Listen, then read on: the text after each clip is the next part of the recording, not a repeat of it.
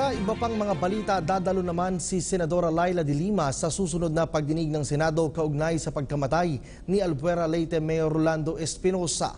Sa kabila nito, sinabi naman ng Senador na hindi na niya tutunghayan pa ang nakatakdang paghaharap ng dalawang drug personalities na sina Kerwin Espinosa at ang kanyang dating driver bodyguard na si Ronnie Dayan. May ulat si Ria Fernandez. Kinumpirma ni Senadora Laila de Lima na dadalo siya sa ikatlong pagdinig ng Senado ukol sa pagkamatay ni Albuera Leyte Mayor Rolando Espinosa Sr. sa Lunes. Ngunit hindi na raw niya tutunghayan pa ang nakatakdang paghaharap ni Kerwin Espinosa at Ronnie Dayan. Para kay Senador Sherwin Gatchalian, okay lang ito para hindi mailang ang kanyang mga kasamahan sa pagtatanong, lalo't nakarelasyon ni de Lima si Dayan. Oo, kasi nakita ko rin, no? Out of courtesy, of course, we're all colleagues here, we're all co-equals. Senator de Lima is a colleague, co-worker, and co-equal.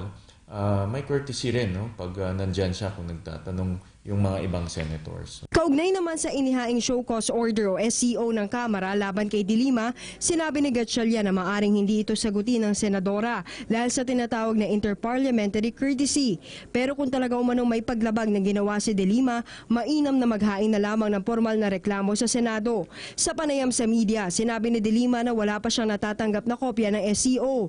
Ayon kay House Justice Committee Chairperson Reynaldo Umali, kung tuluyang isnabi ni de Lima ang kautusan, sasampahan nila ito ng ethics complaint sa Senado. Posibleng isabay ni Senate Majority Floor Leader Vicente Soto III sa session ng Senate Ethics Committee sa Martes ang pagtalakay sa reklamo kay de Lima kung maihahain na ito bagong araw na iyon.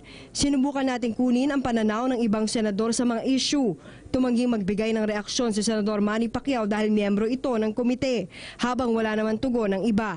Samantala, sa araw rin ng Lunes, lalabas ang committee report ng Senate Justice Committee sa naging pagdinig nito ukol sa extrajudicial killings. Para sa PTV News, Ria Fernandez.